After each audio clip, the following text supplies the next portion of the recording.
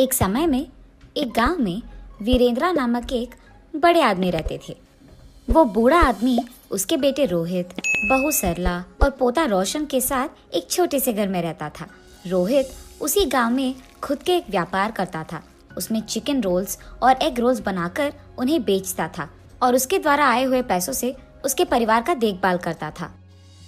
एक दिन वो हमेशा की तरह चिकन रोल्स बना के बेचने लगता है। चिकन रोल, गर्मा गर्म चिकन रोल, स्वादिष्ट चिकन रोल, आइए बाबू आइए, ऐसे जोर जोर से चिल्लाते हुए आते जाते लोगों को वो पुकारता था। एक दिन उसके पिता उसके दुकान जाते हैं। बेटा रोहित, मुझे बहुत भूख लग रहा है। बहू ने अब तक घर में कुछ बनाया नहीं और मैं रुक नहीं पा रहा हूँ, इसलिए मैं यहाँ आया हूँ। अगर आपको इतना भूख लग रहा है तो घर पे खाना चाहिए था। अगर बहू ने कुछ बनाया नहीं तो रुक लेना था, लेकिन ऐसे दुकान आ जाना क्या है? आप क्या समझ रहे थे पापा? आप वहाँ खड़े होकर मेरा समय वृथा मत कीजिए। चलिए घर चले जाइए। उसके बेटे के ऐसे बात करने के कारण वो निराश होके वहाँ से उसके घर चले जाता है। अपने बेटे और बहू को उनकी तरफ ऐसे बर्ताव करते हुए देख और बिल्कुल भी गौरव से पेश आते हुए ना देख वो बूढ़े आदमी बहुत बुरा मानते थे। इतना हो जाने के बाद भी वो घर छोड़कर इसीलिए नहीं जाते थे क्योंकि उनको बेटे पे बहुत प्यार था। इसीलिए वो सहते हुए वो गम में ही जी लेते थे। दूसरी तरफ रोहित को उसके बेटे रोशन से बहुत प्यार था। वो अपने बेटे को बहुत लाड करता था और जो भी उसको पसंद था वो हमेशा उसको देता था और उसका सारा खाली समय वो सिर्फ अपने बेटे से खेलते हुए बिताता था। एक दिन अचानक रोशन को बुखार आता है और जब रोहित को ये बात पता चलता है तो वो अपना दुकान, व्यापार सब छोड़कर घर जाके सिर्फ उसके बेटे के ख्याल रखने में लगे रहता है। वो दुकान ना जाकर सिर्फ घर पे रह के उसके बेटे का देखभाल करते हुए उसी के बारे में सोचते हुए दुख में ही बैठे रहता है। उसे ऐसे दुखी देख उसके पिता रोहित के पास जाकर ऐसे कहते हैं, बेटा रोहित, फिक्र मत करो, रोशन को बुखार आया है, वो ठीक हो जाएगा बेटा। पापा, आपको क्या पता, बुखार है, कम हो जाएगा, यही कहना है आपको, जैसे आपको सब कुछ पता है। ऐसे वो गुस्से में उसके पिता से बात करता है। हाँ, मैं तो अपने बेटे को ऐसे दुखी नहीं देख पा रहा था, इसीलिए उसके पास जाकर मैंने ऐसे कहा, लेकिन मेरे बेटे ने मुझे कभी समझा ही नहीं, इसीलिए वो गुस्से में बात करता है हमेशा मुझसे। एक समय में मैंने भी अपने बेटे का ऐसे ही ख्याल रखा था, लेकिन अब तो मेरा बेटा मुझसे बात भी नहीं करना चाहता है। ऐसे सोचते हुए वो बहुत दुखी होता है और उसके बेटे पे प्यार को अपने ही अंदर रख के वो वहाँ से चले जाता है। अगले दिन भी रोहित के बेटे का बुखार कम नहीं होता है और इसी कारण रोहित उसके बेटे को लेकर उसके घर के बाहर बैठ के उसको देख के दुखी होते रहता है।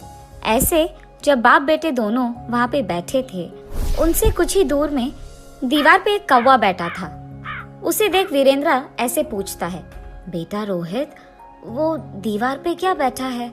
मुझे ठीक से दिखाई नहीं दे रहा है, तुम बताओगे? पापा, वो कौवा है। बेटा, शायद वो कौवा नहीं है, ठीक से देखो। आपको तो दिखाई नहीं देता है, जब मैं कह रहा हूँ कि वो कौवा है तो आप मान क्यों नहीं लेते हो? एक और बार मत पूछेगा, वो कौवा ही है। ऐसे उसके गुस्से में जवाब देने के बावजूद उसके पिता फिर से पूछते हैं कि वो क्या है। पापा, आपको कितने बार बताऊं मैं, वो कौवा है, कौवा है, कौवा है। आपने अगर एक और बार पूछा तो अच्छा नहीं रहेगा। ऐसे वो और गुस्से में जवाब देकर उठकर वहाँ से चले जाता है। उसके बेटे को वहाँ से उठ के चले जाते हुए देख वो और भी दुखी होते हैं। ऐसे कुछ दिन बीत जाते हैं।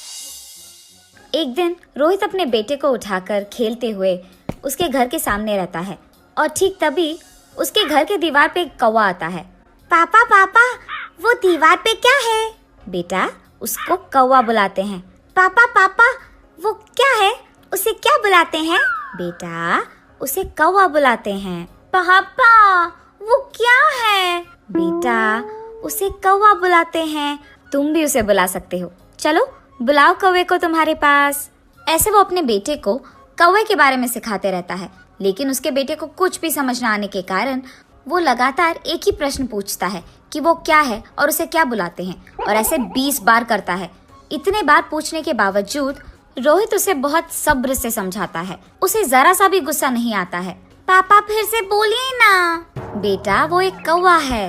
एक दिन जब मेरे पापा ने यही बात पूछी थी तो मैंने उन पर गुस्सा किया था और उन्होंने सिर्फ 3 बार पूछा था, और इसीलिए क्योंकि उनको दिखाई भी नहीं दे रहा था। लेकिन जब मेरे बेटे ने 20 बार भी पूछा तो मैंने उस पर जरा सा भी गुस्सा नहीं दिखाया और बहुत सब्र से उसको सब कुछ समझाया। मेरे पापा ने भी मेरा इतना ही ख्याल रखा था बचपन में, लेकिन बड़े हो जाने के बाद मैं उनका ख्याल नहीं रख रहा हूँ। ऐसे सोचते हुए वो बहुत दुखी होता है और ठीक तभी उसको घर के अंदर से जोर जोर की आवाजें आने लगती है। मेरी बीवी किससे बात कर रही है? ये सोचते हुए वो घर के अंदर जाता है। तुम्हारा बेटा तुम्हारा ख्याल नहीं रखता है, मैं भी तुम्हारा ख्याल नहीं रखती हूँ, फिर भी आप इसी घर में रहते हो, कभी बाहर जाते ही नहीं हो। शर्म नाम की कुछ चीज भी है आपको? उसकी बहू को ऐसे बात करते हुए चिल्लाते हुए देख वो कुछ नहीं कहते हैं और बस चुपचाप बैठे रहते हैं।